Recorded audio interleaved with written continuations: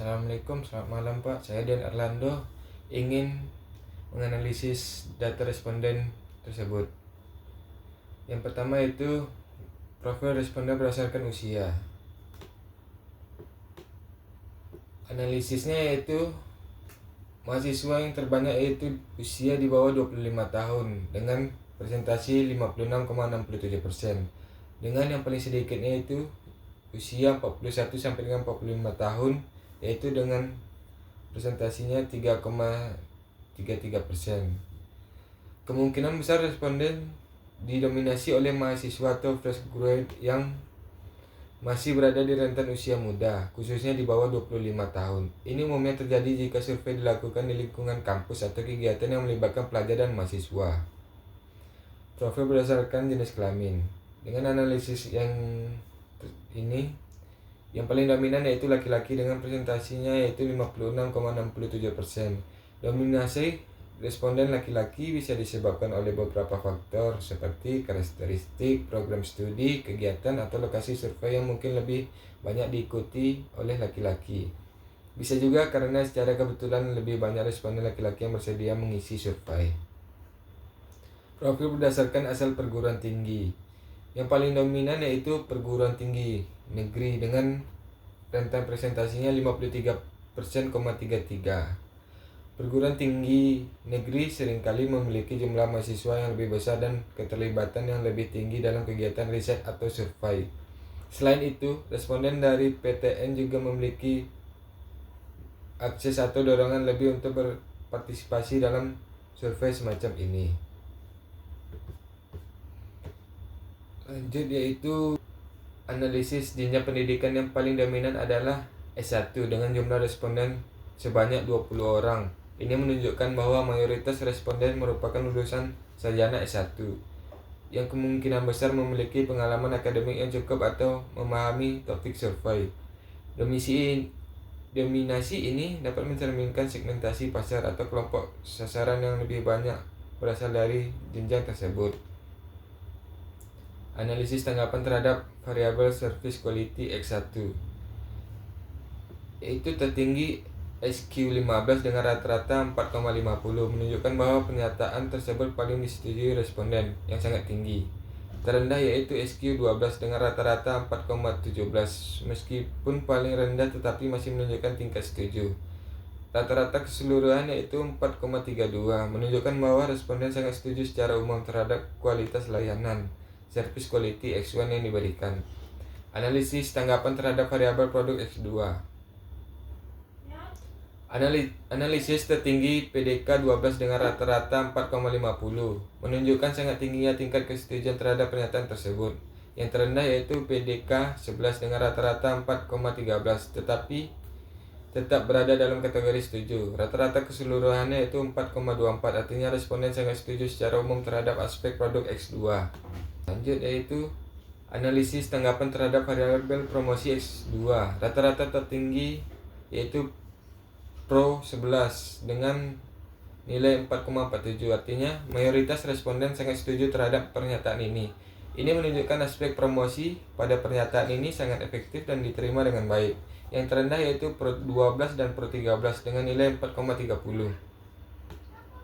Walaupun ini adalah yang sangat rendah di antara pernyataan lain, masih termasuk kategori sangat setuju. Artinya tidak ada pernyataan promosi yang dianggap lemah secara signifikan.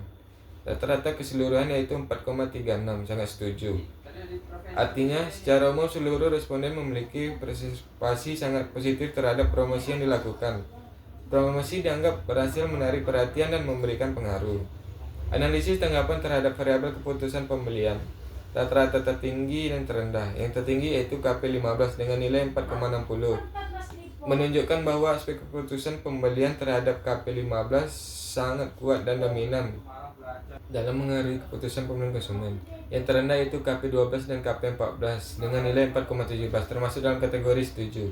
Ini menunjukkan bahwa pengaruh dari aspek tersebut masih positif namun tidak sekuat pernyataan lainnya. Rata-rata keseluruhan yaitu 4,37 yaitu sangat setuju, menunjukkan bahwa secara umum seluruh pernyataan dalam variabel keputusan pembelian diperspeksikan sangat positif, artinya responden merasa yakin untuk membeli berdasarkan aspek-aspek yang dinyatakan. Analisis ANOVA. Tujuan uji ANOVA ini adalah untuk melihat apakah terdapat beberapa signifikan antara jenis kelamin laki-laki dan perempuan terhadap tanggapan mereka pada pernyataan tertentu. Hasil uji signifikannya itu K1 nilainya F yaitu 17.231. Signya yaitu 0,004 yang berbeda. Artinya terdapat perbedaan signifikan antara laki-laki dan perempuan dalam menanggapi pernyataan K1. Laki-laki yaitu 4.400 memberi nilai jauh lebih tinggi dibandingkan perempuan dengan 2.000, menunjukkan perbedaan persepsi yang mencolok. Hasil uji signifikan yang sama yaitu P1, P2, P3, P4, K2, K3, dan K4 memiliki nilai signifikasi di atas 0,05 yang berarti tidak terdapat perbedaan signifikan antara laki-laki dan perempuan terhadap pernyataan-pernyataan tersebut. Dasar analisis validasi. Kriteria validasi yang digunakan yaitu CITC dengan 0,30. Jika nilai CITC lebih dari 0,30 maka item dinyatakan valid. Semua nilai juga menunjukkan hasil alpha, namun tampaknya lebih berfungsi sebagai pengingat bahwa alpha Cronbach's juga digunakan dalam reliabilitas. Semua item pada variabel SQ valid. Variabel PDK kepuasan pelanggan. Semua juga item pada variabel PDK ternyata semua valid. Variabel promosi juga hasil pada variasi yaitu valid. Variabel KP keputusan pembelian sama juga semuanya valid. Keseluruhan item pernyataan dari semua variabel memiliki nilai CITC lebih dari 30 sehingga semua item dinyatakan valid dan tidak ada item yang perlu dikeluarkan dari model. Data ini menunjukkan bahwa setiap indikator cukup kuat dalam mengukur konstruk variabel masing-masing. Uji reliabilitas data. Analisisnya itu semua variabel memiliki nilai Cronbach alpha lebih dari 70 yang berarti ketiganya reliable. Reliabilitas tinggi menunjukkan bahwa instrumen kuesioner konsisten dan dapat dipercaya untuk mengukur konstruksi variabel. Uji asumsi klasik. Uji normalitas data grafik P2P plot. Grafik PP plot terlihat menunjukkan data penyebab mendekati garis diagonal. Garis-garis pada grafik PP plot menunjukkan bahwa titik-titik residual mengikuti garis diagonal, mengindikasikan distribusi normal. Kesimpulannya yaitu data terdistribusi normal yang memenuhi salah satu syarat penting untuk analisis regresi linear. Kolmogorov Smirnov Z dengan nilai 0,546. Asim SIG yaitu nilainya 0,927 dan jumlah sampel yaitu 30. Interpretasi yaitu nilai ASIMP yaitu value dengan 0,927 lebih dari 0,05 maka data residual terdistribusi normal. Ini berarti asumsi normalitas terpenuhi yang merupakan salah satu syarat utama dalam analisis regresi linear klasik. Semua nilai FIF yaitu kurang 10 yang artinya tidak ada gejala multikolonialitas antara variabel independen. Meskipun nilai FIF untuk variabel produk dan promosi mendekati 10, nilai tersebut masih dapat diterima karena sebelum melewati ambang batas umum. Dengan demikian, hubungan antara variabel bebas tidak saling mempengaruhi secara berlebihan sehingga model regresi tetap valid. Uji heteroskedastisitas. Visualisasi yaitu grafik scatter plot antara regressional standardized predictive value dan regression standardized residual.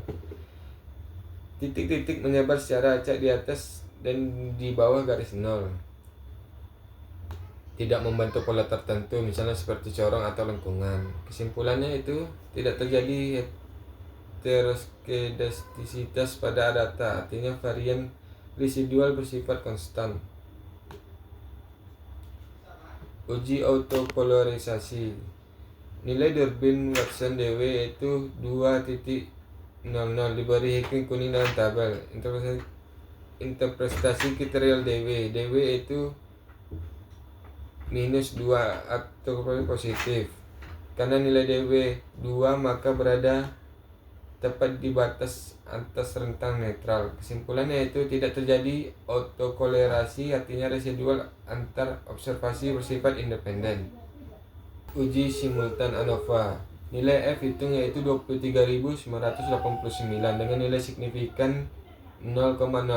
Karena nilai sig yaitu kurang dari 0,5 maka model regresi secara simultan signifikan atau berpengaruh terhadap variabel terhadap KP.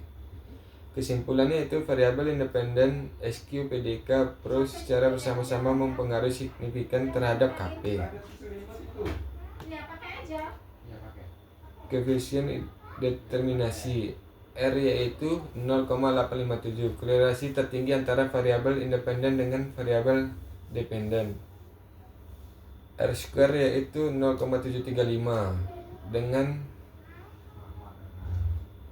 variasi dalam variabel KP dijelaskan oleh ketiga variabel SQ, PDK, dan Pro.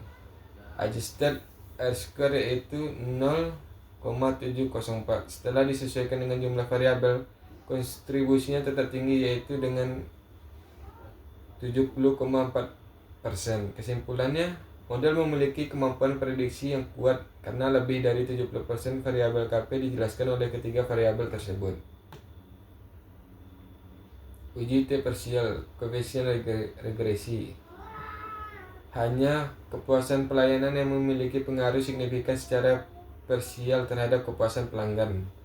Variabel PDK, produk, dan pro promosi dengan berpengaruh signifikan secara parsial terhadap kepuasan pelanggan dalam model ini. Persamaan regresi linear berganda. Dari kolom B diperoleh persamaan regresi sebagai berikut. Y yaitu minus 0,066 ditambah 0,673, X1 ditambah 0,194, X2 ditambah 0,161, X3. Tujuan uji hipotesis. Uji ini digunakan untuk mengetahui apakah masing-masing variabel independen SQ, PDK, dan Pro berpengaruh signifikan terhadap variabel independen. Kriteria pengambilan keputusan berdasarkan keterangan yaitu jika nilai sig 0,05 maka variabel tersebut berpengaruh signifikan terhadap variabel dependen. Tidak ada variabel yang secara statistik signifikan yaitu sig terhadap variabel independen. Namun variabel SQ kualitas pelayanan memiliki nilai sig mendekati batas signifikan 0,054 sehingga bisa dikatakan bahwa pengaruh lemah dan hampir signifikan serta perlu diperhatikan dalam analisis lebih lanjut pada penelitian lanjut.